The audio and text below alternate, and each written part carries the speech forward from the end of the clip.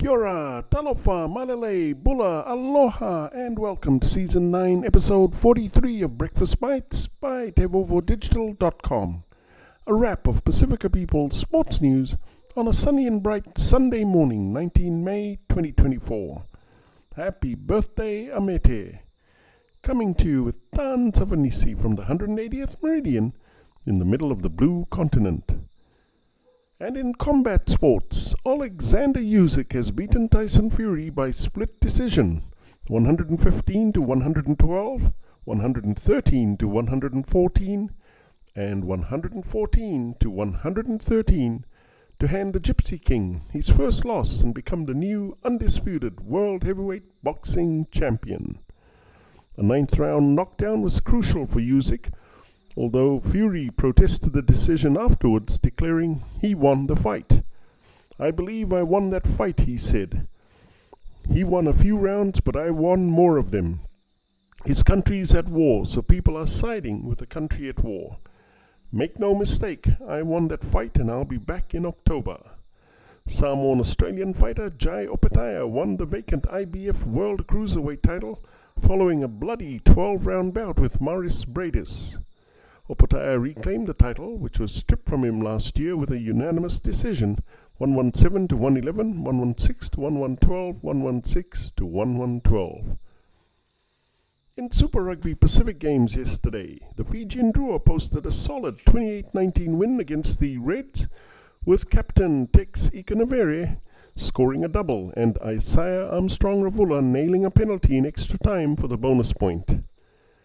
The remaining games are against the Highlanders away in Dunedin and the Rebels back in Lautoka on Saturday, 1 June.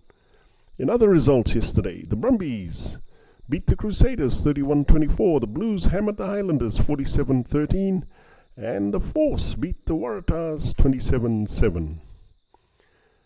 In Rugby League, they absolutely are the real deal, Corey Parker said on Fox League after the clash, while Roosters captain James Tedesco said, "They prove why they are top of the table."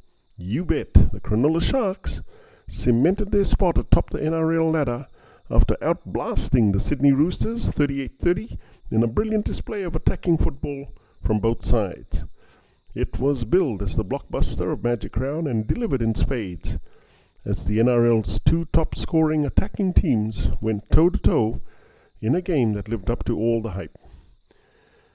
Meanwhile, doubles from Tom Dearden and semi-retired former South star Braden Burns, promoted from Queensland Cup to replace Kyle Felt, sealed the Cowboys' 28-22 win over the Rabbitohs in a thriller at Suncorp, despite a late sin binning setting up a crazy finish.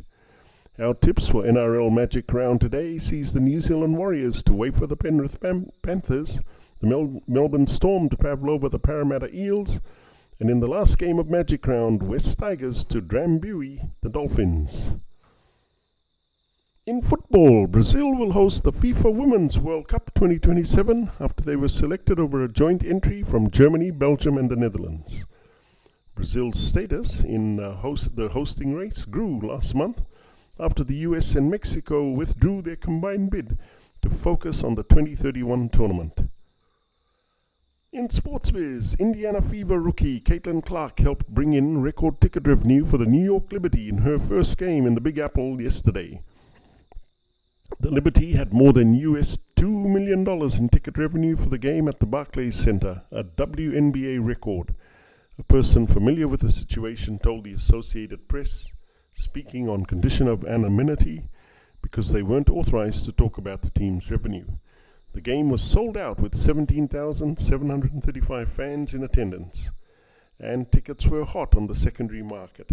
Selling out arenas is nothing new for Clark. The first 3 games with the Fever have been huge for attendance and TV ratings. The Connecticut Sun sold out their home opener for their first time in 20 years.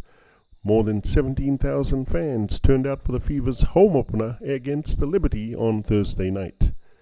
Clark had one of the best games of her young pro career on Saturday, finishing with 22 points, including 15 in the first half, although the Fever lost 91-80.